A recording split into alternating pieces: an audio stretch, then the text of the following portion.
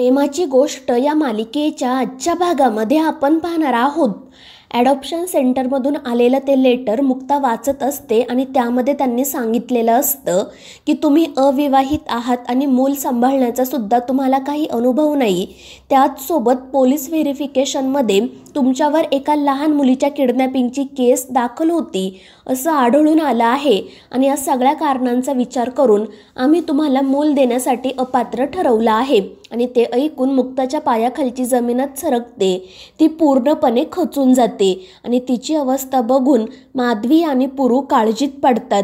ते दोघेही मुक्ताला धीर देण्याचा प्रयत्न करत असतात तर मुक्ता रडतच म्हणत असते की आई बघ ना, यांनी काय सांगितलंय की मी अविवाहित आहे म्हणून त्यांनी मला अपात्र ठरवलंय, मी आई होण्यास पात्र नाहीये असं त्यांचं म्हणणं आहे. आणि मुक्ताची ती अवस्था पाहून माधवी आणि पुरूला खूप वाईट वाटते. ते मुक्ताला धीर देत समजावण्याचा प्रयत्न करत असतात, मात्र मुक्त पूर्णपणे खचून गेलेली असते.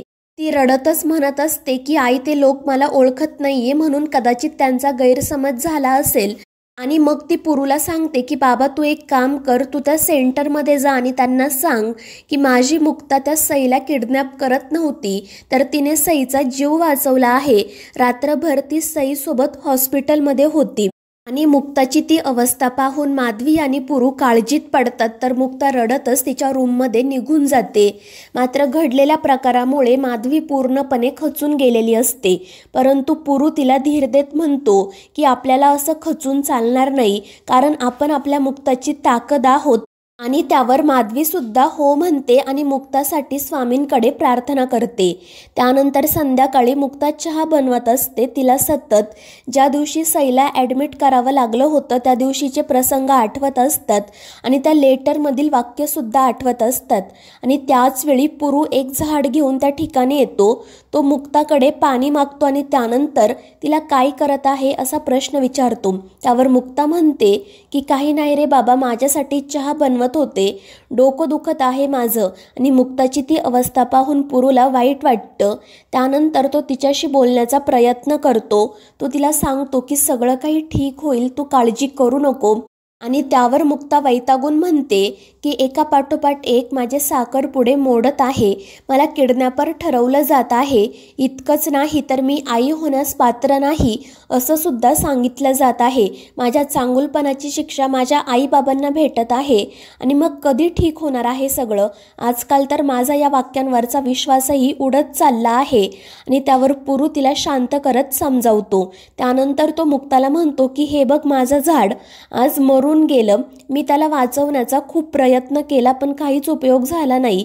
आता त्याला उपटून टाकावं लागेल. आणि त्यामुळे मुक्ता त्या झाडाकडे बघते आणि पुरूला म्हणते की अरे बाबा, हे काय बोलतोय तू? हे झाड मरलेलं नाहीये, त्याच्यात अजून थोडासा हिरवेपणा शिल्लक आहे. जर आपण त्याची व्यवस्थित काळजी घेतली तर त्याला नवीन पालवी नक्की फुटेल. आणि ते ऐकून पुरू मुक्ताला म्हणतो की हो मुक्ता, त्याला नवीन पालवी नक्की फुटेल, फक्त थोडा वेळ जाऊ द्यावा लागेल. आणि पुरूचं ते बोलणं ऐकून मुक्ताच्या लक्षात येतं की पुरू हे सगळं आपल्यासाठी सांगत होता. आणि त्यानंतर पुरू तेथून निघून जातो तर मुक्ता त्याच्याच बोलण्याचा विचार करत असते. तर दुसरीकडे सागरला कोर्टामध्ये घडलेला सगळा प्रकार आठवत असतो आणि त्यानंतर त्याला 6 वर्षांपूर्वी घडलेला प्रसंग आठवतो. सावनी घर सोडून गेल्यानंतर सागर सईला घेऊन हर्षवर्धनकडे जातो. तो आपल्यासोबत असा का वागला या गोष्टीचा तो हर्षवर्धनला जाब विचारत असतो. तर हर्षवर्धन त्याला म्हणत असतो की तुझ्या बायकोची स्वप्न खूप मोठी होती आणि तुझ्या या 25,000च्या पगारामध्ये तुला त्यांची झलकही बघायला मिळाली नसती. सावनीला फक्त पैशांमध्ये इंटरेस्ट होता आणि त्यामुळे ती माझ्याकडे आली. तू मिडल क्लास होता, मिडल क्लास आहे आणि मिडल क्लासच राहशील, तुझं काहीच होऊ शकत नाही. आणि त्यावेळी सागरने त्याला सांगितलेलं असतं की मी तुझा हा अहंकार नक्की मोडेल. आणि त्या सगळ्या गोष्टी आठवून सागरला खूप त्रास होत असतो. आणि त्याच वेळी त्याला मोबाईलवर सईचा फोटो दिसतो आणि कोर्टाच्या बाहेर घडलेला सगळा प्रकार त्याला आठवतो. या सगळ्या गोष्टींचा त्याला खूप त्रास होत असतो आणि त्यामुळे तो घरातून बाहेर पडतो. तर दुसरीकडे मुक्ता ॲडॉप्शन सेंटरमध्ये कॉल करण्याचा प्रयत्न करत असते, मात्र कोणीही तिचा कॉल रिसीव करत नाही आणि त्यामुळे मुक्ता खूप पॅनिक होते आणि त्याच वेळी छायाताई तिला कॉल करतात. मुक्ता त्यांना विचारते की तुम्ही इतक्या रात्री कॉल का केला, काही काम होतं का? आणि त्यावर छाया तिला म्हणते की मला तुला एक आनंदाची बातमी सांगायची होती आणि ती मुक्ताला सांगते की आमचा प्रणव बाबा झाला आहे, मुलगा झालाय त्याला. आणि ते ऐकून मुक्ताच्या पायाखालची जमीनच सरकते. तिला तिच्या आणि प्रणवच्या साखरपुड्याच्या दिवशी घडलेला सगळा प्रकार आठवतो आणि ती पूर्णपणे खचून जाते. तर छाया मुद्दाम तिला सांगत असते की अगं, ही आनंदाची बातमी मी इतर कोणालाही सांगितली नाही, सगळ्यात आधी तुलाच कॉल केला आहे, मंजिरी आणि मयुरेशला सुद्धा माहिती नाही. आणि त्यावर मुक्ता रडतच तिला कॉंग्रॅच्युलेशन विश करते. तर छाया मुद्दाम तिला सांगत असते की लहान मुलं खूप नाजूक असतात ना, त्यामुळे आम्ही लगेच बारसं करणार नाही, 40 दिवसांनंतर करणार आहोत आणि त्यासाठी तुम्ही सर्वजण नक्की या. आणि त्यावर मुक्ता फक्त हो म्हणते आणि फोन ठेवून देते. तर छाया खूपच खुश होते. तर दुसरीकडे बापूंची आणि पुरूची भेट होते. बापू पुरूला सगळं काही ठीक आहे ना असं विचारतात आणि त्यावर पुरू मुक्ताच्या बाबतीत घडलेला प्रकार त्यांना सांगतो. तर बापू म्हणतात की आमच्या घरीसुद्धा अशीच परिस्थिती आहे. सई जेव्हापासून तिच्या आईकडे गेली आहे तेव्हापासून इंद्रा पूर्णपणे खचून गेली आहे. सतत तिला सईची आठवण येत असते.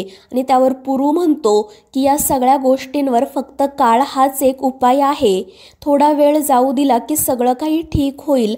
आणि त्यावर बापूसुद्धा हो म्हणतात. तर दुसरीकडे मुक्ताला त्या ॲडॉप्शन सेंटरमधून कॉल येतो. मुक्ता त्यांना विचारत असते की तुम्ही माझा फॉर्म रिजेक्ट का केला? मी एक डॉक्टर आहे, मला माझ्या जबाबदारीची जाणीव आहे.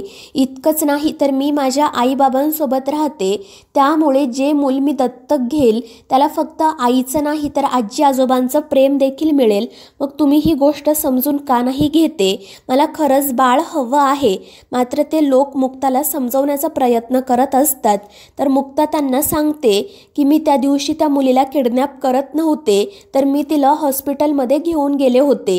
मात्र त्या लोकांचा काहीतरी गैरसमज झाला, ती पोलीस केसही खोटी आहे. आणि त्याच वेळी सागर त्या ठिकाणी येतो. तो मुक्ताचं हे सगळं बोलणं ऐकत असतो. तर मुक्ता त्या लोकांना सांगत असते की तुम्ही प्लीज मला समजून घ्या, मी आई होण्यास पात्र आहे. तर मी पूर्ण प्रोसेस पुन्हा एकदा करेल, पण प्लीज तुम्ही एकदा माझ्या बाजूने बोला. मात्र ते लोक मुक्ताचं काही ऐकून घेत नाही आणि कॉल कट करतात. त्यामुळे मुक्ता पूर्णपणे खचून जाते. ती खूप रडत असते आणि त्याच वेळी सागर त्या ठिकाणी येतो. तो मुक्ताला म्हणतो की बरं झालं त्या लोकांनी तुमचा फॉर्म रिजेक्ट केला, कारण आई होणं तुम्ही डिझर्व करत नाही. आणि ते ऐकून मुक्ताला खूप वाईट वाटतं. तर मित्रांनो, या मालिकेच्या पुढील भागांमध्ये आपण पाहणार आहोत सावनी मुक्ताला कॉल करून तिच्या घरी बोलावून घेते आणि त्यानंतर इंद्रा, लकी, बापू आणि सागरही सईला भेटण्यासाठी तिच्या घरी जातात. मात्र सावनी त्यांना सईला भेटू देत नाही आणि त्यावेळी त्या ठिकाणी मुक्ताला बघून सागर खूप चिडतो. तर मित्रांनो, या मालिकेच्या पुढील भागांच्या अपडेट्ससाठी आपल्या चॅनेलला सबस्क्राईब करा.